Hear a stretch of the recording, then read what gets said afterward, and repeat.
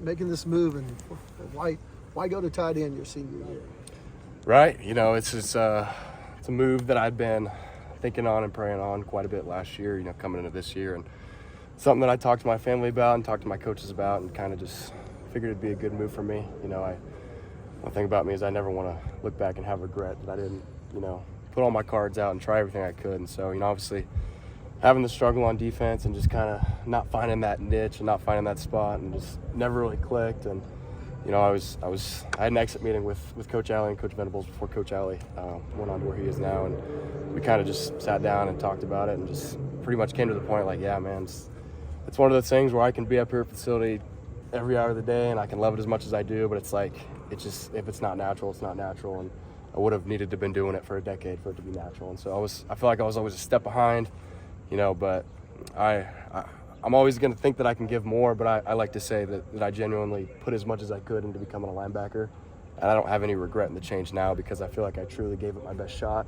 And I think it's just, for me, it's a better decision to try out the offensive thing now. I've been an offensive guy my whole life, and so getting this opportunity me out to go out and, do that again and have fun and catch balls and block and do all that stuff, it's a great opportunity. How's that gone for it? How's that gone for you so far, that transition? Right now it's been really good. I've had a lot of fun with it. You know what I mean? Like I said, it's more natural for me, and so getting back into those smoother things, the smoother thing. Is that a saying? The swing of things, not the smoother things, the swing of things. Getting back into the swing of things, and so right now my biggest thing is trying to get that technique back down, and that's why I'm up here all day trying to study tape. When I'm done watching our guys and some of the Wazoo stuff in the past, I like to go through and watch some NFL teach tapes and really get into the technician of it and the technique, and so I can get that part down and come out in the field, and that's probably my biggest focus right now. What's the biggest adjustment? Kind of like I just said, the biggest adjustment right now is changing from linebacker to tight end, and just the difference in body position, technique, how I use my hands, because as a linebacker you're always trying to get separation. As a tight end you're always trying to get them into you. You're trying to get inside of them. You know what I'm saying? So probably just the technique and becoming a technician, and that's the biggest adjustment. You know what I mean? And obviously running forwards instead of running backwards, I gotta really roll up my hamstrings so I don't pull those. You did everything in high school, offensively, quarterback and everything else. How has the receiving aspect of playing tight end come back to you? Yeah, I mean, I've been on those jugs like a baby on milk, so it's one of those things where I got a lot of work to do and I got a lot of catching up to make. You know what I mean? These guys have been catching balls and catching college passes 3 years more than I have now, and their whole lives. I caught in high school and caught touchdowns in high school or whatever, but it's been a while since I've caught that ball. So like I said, on a more serious note, I have been in there on that jugs machine as much as I possibly can, and getting with John and getting with all the quarterbacks and throwing as much as we can and just getting a feel for that. It's one of those things that, like I said, I gotta make strides and I gotta be in there doing more. So I love that too. I love being here as much as I can and feeling as if I'm gaining ahead of my competition, or even more so feeling as if I'm behind and I have to catch up. You know what I mean? That's being a guy that's behind. It's almost like a hunger that I really like. You know what I mean? So anytime the quarterbacks want to throw extra, you're available. Oh, 100%. They all got my number, and I think I'm on speed dial. So. Do you benefit from being in Coach Arbuckle's offense and learning this with everybody? It's not a offense that's already been established. You're learning from day one like everybody else. How much do you benefit from that? Yeah, exactly. That's a huge benefit, like you said. It's a great thing for me because just like I'm learning, everybody else is learning, so I can gain a competitive advantage by being knowledgeable of the new stuff and being up there as much as I can and watching more film. And it's like, I love this tight end and I love these guys, but we're competing and we're pushing each other. And so if I can know more than the guy next to me, I can know how to go out and execute it better. And my next challenge is, once I get it and once I get it down, it's helping teach these guys so we can be a good football team. Because I love this place and I love OU. Selfishly, I want to be good, but I want this place to be good and I want to have success. I want to see Coach V have success. I want to see Coach Arbuckle and John and all these quarterbacks come in and just run up and down this field. And I'm going to work my ass off to be a part of that and contribute to that, be able to lead guys towards that goal. But, like I said, it's a huge advantage to be able to almost start on the same level. And, I think that's all. What stood out to you so far about John? John, he's a natural leader. You know what I mean? He comes in, he's all about business. He's a pro. He's up here almost as much as I am, as Coach V said. I run into him a lot when I'm at the facility. He's all about ball.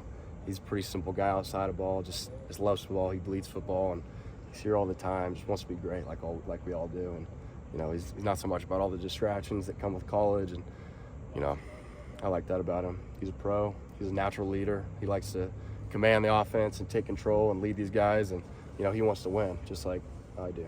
You talked about, you know, coming in to play tight end this year and the conversation you had with Coach Alley.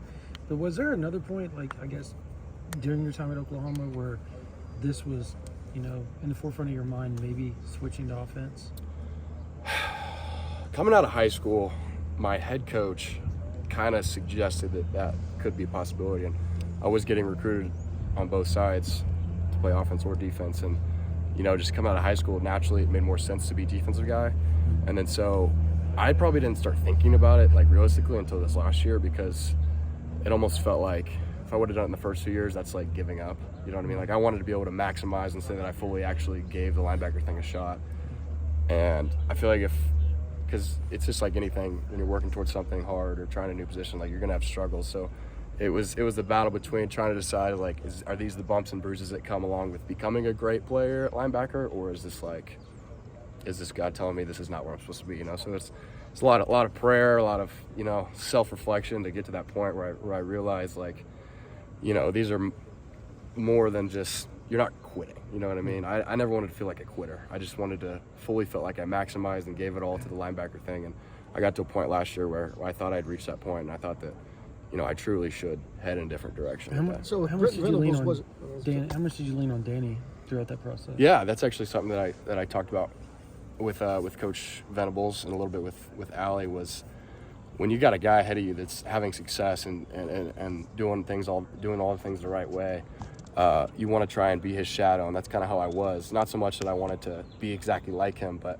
copy almost his process or see what worked for him and try what worked for me. And so having a guy like that that's had success and doing all things the right way, I was right there with him doing it the whole time. And, you know, he won't tell you this, but I was probably up here watching film more than he was, which, you know, write me out doesn't really seem like it. But just trying to not so much copy his play style or his game, just some of his process, what worked for him when he watches film, how he watches film. And so we almost always watch film together. And, you know, so getting to that point where I felt like I was really doing, I keep saying this, really doing all I could to maximize myself and get myself to that spot where I could go out and play fast how I wanted to and succeed. That was kind of my biggest focus of that. But Danny was a huge help with that. You know, obviously he had tons of success here, and he's going to have tons of success in the future. And, you know, he's getting ready for pro day right now. I think he's going to come out and do really good. He had a really good combine, and being able to almost be in his shadow and follow his steps as a linebacker these past 2 years. And I can't necessarily speak for the other guys, but I know that they also appreciate his leadership and pretty much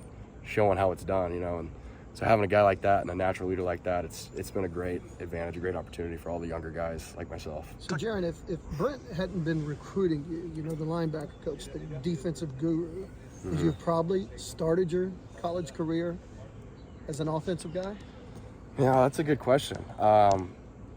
For kind of going off what you're asking for, the reason that I came to Coach Venables just because I thought, and I talked to my family about, like, if I'm going to make this transition to defense, I want the best guy to teach me how to do it, and that was Coach Venables. Right. And so I made that decision, like, I want to try this linebacker thing. I think this could be good for me. So I'm going to come, and I'm going to do it with Coach V. And if Coach V can't make me a good linebacker, nobody can. You know what I mean? And so, now looking back, I probably wouldn't have changed anything. And, you know, I'm glad that this has been my journey, and I'm forever grateful for my opportunities I've had here and the opportunities I'll have in the future. And so, yeah, I'm just focusing on maximizing this new journey and this new process that I have. And obviously I still have a great relationship with Coach Venables, and I'm up there all the time. So in passing, I'll see him and I'll talk to him. I think he's still trying to get me to play a little linebacker for Oklahoma's sake. I don't know why, but no, I'm just playing. But yeah, I mean, obviously, if I was going to go the offensive route, well, if I were to, then Coach V wouldn't have maybe had as much of an impact. But because I chose to start my career as a defensive guy, Coach Venables was a huge pulling factor in that. During in today's college football world, a lot of guys, if something like this happens, like in the portal, maybe look for a different opportunity. Mm-hmm. You mentioned earlier your love for OU. What is it about OU, this coaching staff, that you kind of fell in love with, that you were like, hey, I want to stay here and figure this out here? Right. I mean, to me, it's a body of work. I've given so much to this program and built these relationships for 3 years now, and I just have such tight ties and such a deep love for what it means to be a Sooner and what it means to play football here, and just the process and this whole staff. And it's just something that they're losing touch of in college football that is kind of unfortunate. But there's a real culture here. There's a real want and a grittiness to want to win and do all the things the right way and have these tough, challenging processes and put that work in. And I think that's just that mentality that comes with being an Oklahoma Sooner, which I just love. I love that shit. So I couldn't even think about going anywhere else. You know, I'd be here for free. You know what I mean? It's just, I love playing football in this stadium for this head coach and for all these coaches. And I love the relationships I built with them. And I'm still building them, you know, and right now building them with the offensive coaches. And I'm just having a fun time doing that. Obviously, like you've heard, I try to be up there as much as I can, you know, shooting the shit with these new guys, and especially getting to know the offensive staff. And they're a bunch of great guys who have that same exact mentality. That's the reason they came here too, is they want to come to a great place like this and play fast, physical, aggressive football and go win games. So that's the kind of shit I like. Once the decision was made, what was Coach Finley's reaction and Coach Arbuckle getting to work with you? Yeah, Coach Finley was fired up. When I was getting recruited in high school, I took my visit at OU when Coach Finley was still coaching the tight ends here.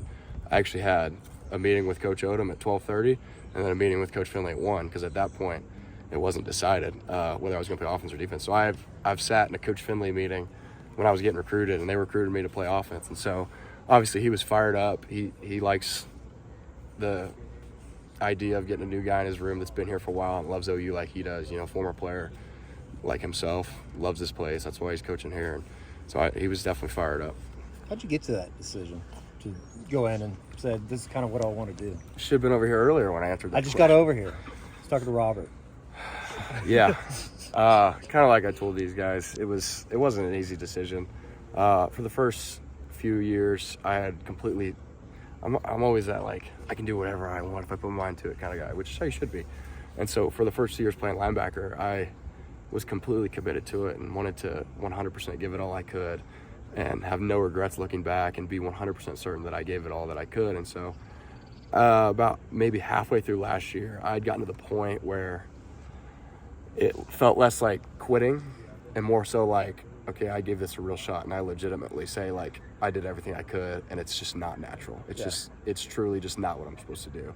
And had a lot of self-reflection, had a lot of prayer with that, a lot of talking to family, talking to coaches, and it's like, if it was going to happen, it probably would have. You know what I mean? Just because the kind of guy that I strove to be and the amount of time that I spent at the facility and spent watching tape and trying to really, like, actually give this my all. And so I sit here meow looking back and can say that I truly think that I did, if not all, almost all that I could to become a good linebacker, and it just didn't shake out, which happens, you know what I mean? And so now I'm really excited for this opportunity moving forward to take that same energy that I had towards wanting to become the best linebacker I can to maximizing my athletic potential and, you know, playing this game as long as I can, whether it be special teams, offense, you know, and just using the gifts that God has blessed me with to, you know, kick some ass on a football field or otherwise. I'm sure this is a simple answer, but the number change, you know, the social media thing, and it was pretty cool what you did. And talk about the decision and how you announced it and the number change and everything.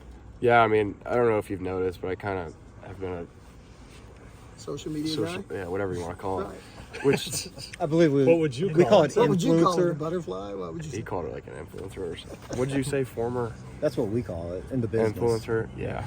Sorry, what was the question? Well, you know, the number change, how you announced it and everything. So Yeah. As far as the number change, I did want to try and keep 7. Became not really available, and so I kind of just looked at what numbers were available, and I don't want to make it deeper than it is or anything, but 12 was what my late father wore in high school, and so it kind of, I had a list of numbers. I saw 12. I talked to my mom. I was like, hey, Dad wore 12 in high school, didn't he? So yeah, that would be cool. So I'd pick 12 out of that reason. I think that's pretty cool, you know, just to honor what it means to live life, and kind of that's just how I live my life, is maximizing the time we do have here on earth and doing all we can and truly treating each day like it's our last. So to me, that's what 12 means to me, is representing, maximizing each day, and really giving it all and living a fulfilling life. And that's celebrating what my dad's life was, and that's kind of how he lived too. And so that's the reason for picking 12. It just happened to be available, so I was like, oh, that'd be pretty cool. And then you guys can write a nice piece on it, so whatever. But yeah, so that's the reason for number 12. And then obviously teasing about it on social media. It's like, How many people responded to you off of that? what do you mean? Well, were people asking, "What are you doing?" or "What's you had a football," and so you were given hints. Yeah, I mean, I knew people were going to find out at some point, so I figured I might as well have a little fun with it. Get the people excited a little bit. But as much as it might seem that all I care about is Twitter likes and social media, I really don't devote as much of my time to that as you may think. It's almost like I'll be sitting watching film, and then randomly I'll get a super funny idea in my head, and then I press send. And so it's in a world where name, image, and likeness and having a personality it could be beneficial to me off the field. It's something that I've kind of just let hang out almost. Like I'm kind of like what's the word I'm looking for? Truly, I'm kind of more of a stoic, quiet person that I just want to sit in a dark room and watch film, like our new AD said. Is it AD? GM. My bad. I just play football. Kind of like our new GM said. Like when it comes down to it, my favorite thing to do is just sit in a dark room and watch film. I think I retweeted that actually because I thought it was awesome. But if I can be a light and be a funny guy, because what we do is not easy and what we do is really hard, and I know that, and the people that know me know that I'm not a guy that's going to go and joke around all the time. Once I get on the football field, it's very serious. And so in my off time, when I feel like I've put all my work in and I get to go home and hang out with my dog and scroll Twitter for a little bit, I think it's okay to be a funny guy and let your personality hang out a little bit, because fans like to see that. It's sometimes people get this idea that we're just a bunch of robots out here running around, and it's more than that. There's a lot of guys with great personalities on this team, and if I can be a funny guy, then I want to go and make people laugh. You know what I mean? But at the end of the day, like I said, my biggest focus and my main concern is maximizing the opportunities that I have here, always taking advantage of these opportunities, never taking for granted my opportunity here. And if I can do that and maximize that and also be a personality guy off the field, I'm gonna do that. You know what I mean? Just like I said, live a fulfilling life, be the best of both worlds, come out and kick ass on the field, and then make a funny tweet about it after practice. You know what I mean? And Jaren, who of the guys that have multiple years on offense, that experience, who of them have really been leading you, and how have they been leading you? Yeah, we got a bunch of experience in the tight room with guys like Will Huggins. I think he's played college football for maybe 12 years now.